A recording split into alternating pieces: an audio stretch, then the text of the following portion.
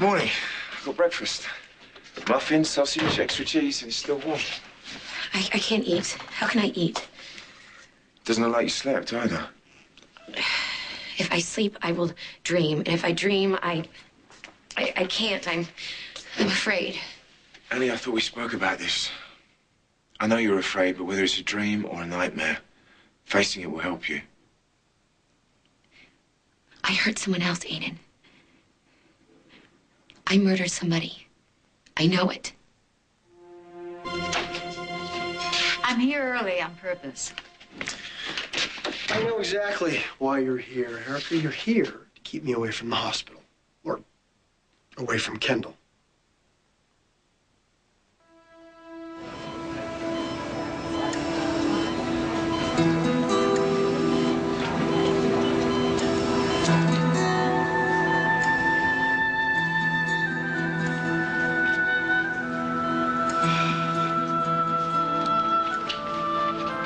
Aidan's heart rate is up.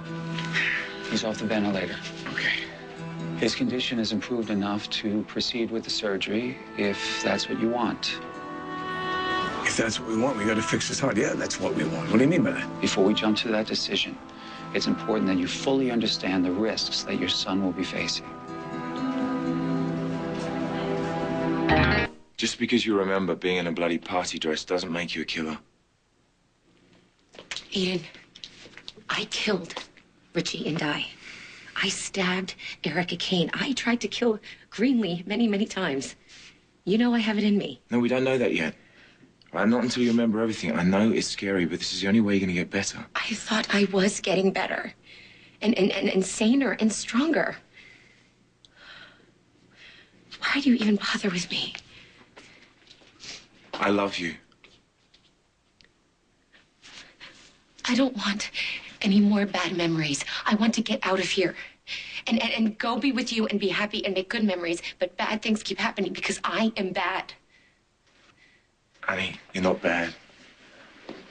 All right, you've just been through a lot, and not just with Ryan. I mean, you grew up with that nasty brother of yours. And your parents didn't love you the way you should have been loved. Lots of people have messed up childhoods, Aidan. They don't all take tire irons to their brothers' heads. Or stab people, or threaten people. Listen, you coped, all right? The only way you knew how. And now you're healing. And these memories, as bad as they are, they're just another step. Step to what? Step to freedom or step to another padded cell? Let me look into it. See what I can dig up. And what if you find something really horrible? Then we'll know.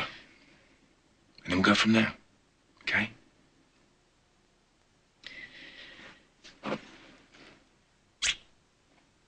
Thank you. You need to eat your breakfast.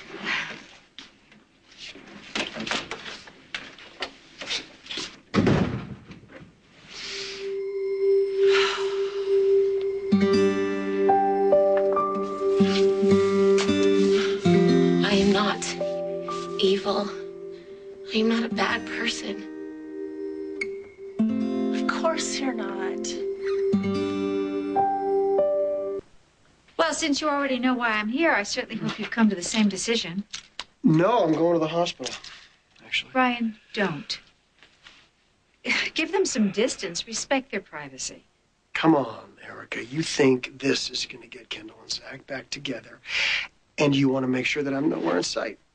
That's exactly what I'm hoping. Look, I pray to God that Ian is going to be okay, and I will do everything in my power to help. But I'm also going to make sure that Zach isn't using this to manipulate Kendall. Ryan, their baby is sick. I know, and I know Ian is going to fight back, and I know he's going to be okay. He's going to fight just like he's done all these other times. He's a very strong kid, but I am going to fight to make sure Kendall stays happy. Do you hear yourself? Every other word you're saying is the word fight. Is that how you see this, as some sort of a fight that you have to win? Well, Zach made it that way. Zach is fighting for his wife. You're just angry because Kendall has decided to stay in the house with Zach. Yeah. Actually, I am. Ian's case has an additional element of risk in that he recently underwent a sternotomy to fix the hole in his heart. A second invasive procedure could open old adhesions or cause excessive bleeding. There are other complications that could arise from the anesthesia and post-op. There's always the chance of infection, respiratory problems. You're trying to talk us out of the surgery? No. I just want you to have all the facts. If he doesn't have the operation, he could die. And if he does, he could die. I'll leave you to make your decision.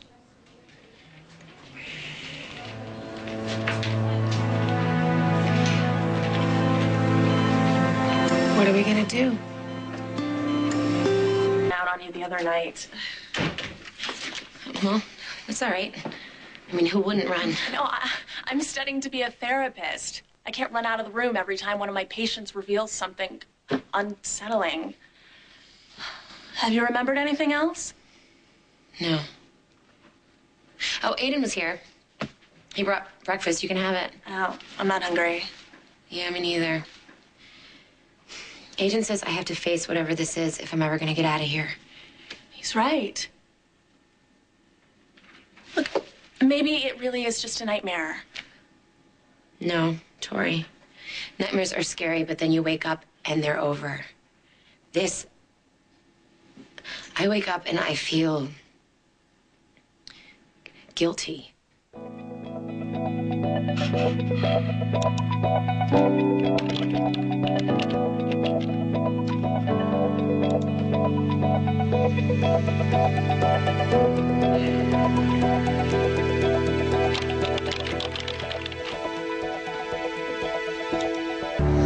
Brian, Zach had nothing to do with the baby's condition, with Ian's being in the hospital.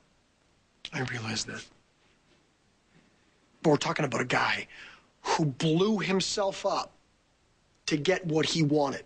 He shot Josh, Erica, to get what he wanted. He does whatever he needs to do to get what he wants over and over and over again. I mean, come on, honestly. What makes you think that he wouldn't use his own children to get Kendall back?